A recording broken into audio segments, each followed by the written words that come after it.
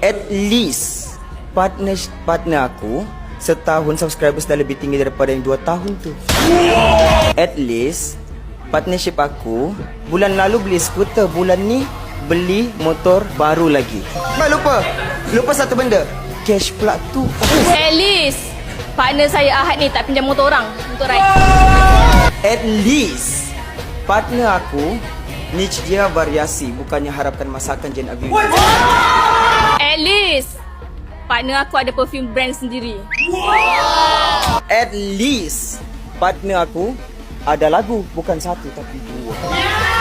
At least partner aku tak pernah tinggalkan aku untuk perempuan lain accident. At least partner aku baru setahun dah pakai Mazda, bukan Axia. Asus pemenangnya